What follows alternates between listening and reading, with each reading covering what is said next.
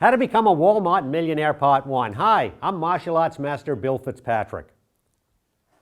How many people do you know who are unemployed yet, am I right, every day without really looking for them, you see lots of help wanted signs?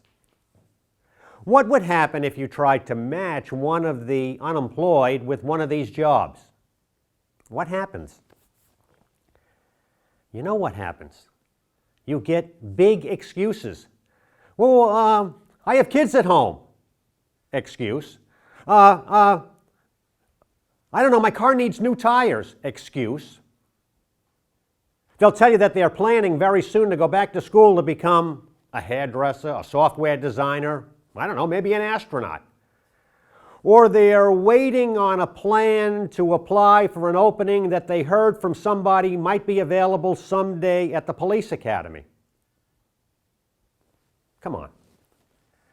With government handouts or unemployment benefits, or occasionally working under the table to prop themselves up, many, not all, but many, don't want to work full-time.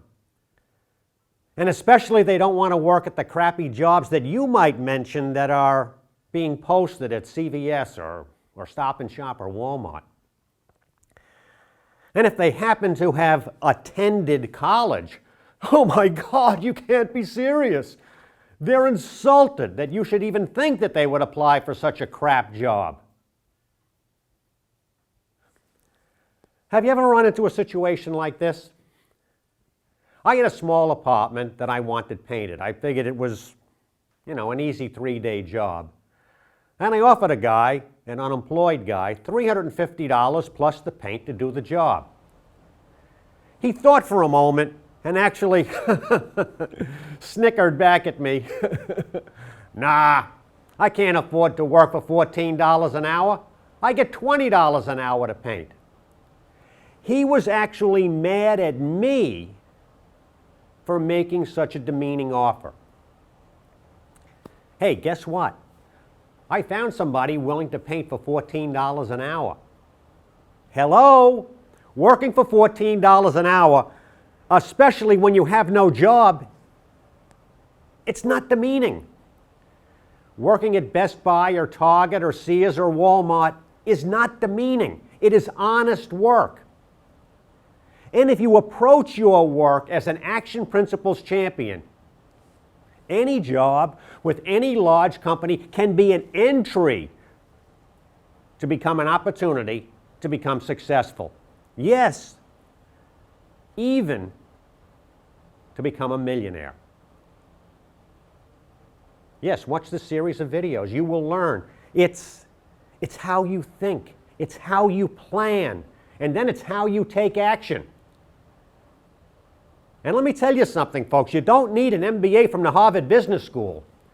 And what I'm going to be teaching you is not rocket science taught at Caltech. Step 1. You fill out an application at Wal-Mart. You tell the interviewer that you are a hard worker and a fast learner and a team player and that you love Wal-Mart. If they tell you that they aren't hiring, come back the next day and the next. Be persistent. Walmart hires a lot of people. Walmart's going to hire you. How can they resist? And you're willing to take whatever job they offer. You want to get your foot in the door. Okay, so you're hired by Walmart. Congratulations, you have a job. And congratulations to Walmart, they now have a great employee. All right, day 1 at your new Walmart job, you're the new guy. So you get to do the jobs that others, all those people with seniority who were hired a month ago, don't want to do. But jobs that still have to be done. You're the newbie. So you take out the trash, or you clean the toilets, or you stock the shelves. Yes, you smile. You roll up your sleeves. You do the hard jobs. You see, you can visualize your future, and you already know something that's very important. You already know what others around you at Walmart are soon going to learn, that there is something that is special about you. You're not just an ordinary average worker at Walmart. You have a strong work ethic, and you're smart, and you're ambitious. From day one, you never, N-E-V-E-R, never complain. You see, you're viewing your job as a learning experience. Every day you're learning about the store, who has the power, who are the real bosses.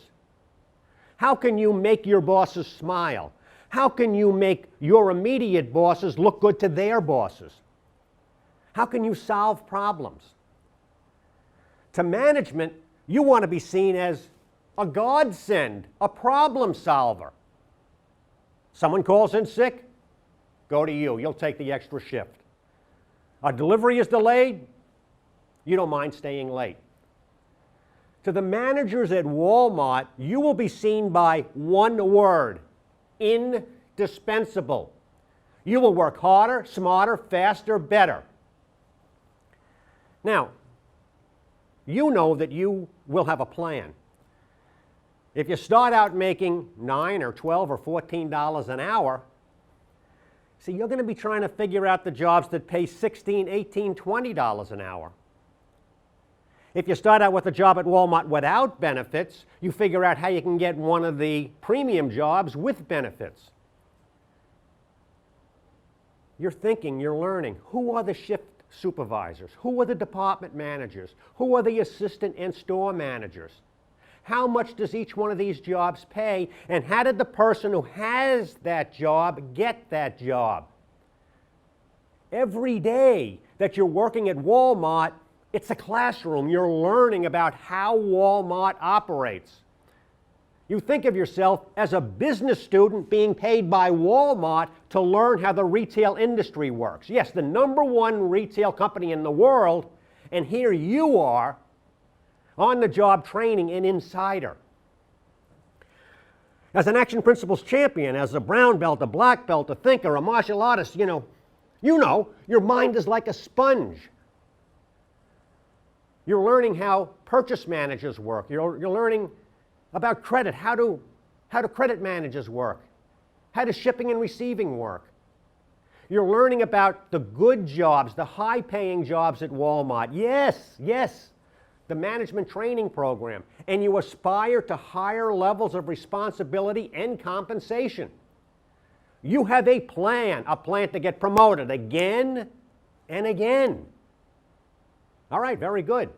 Now watch part 2 of how to become a Walmart millionaire.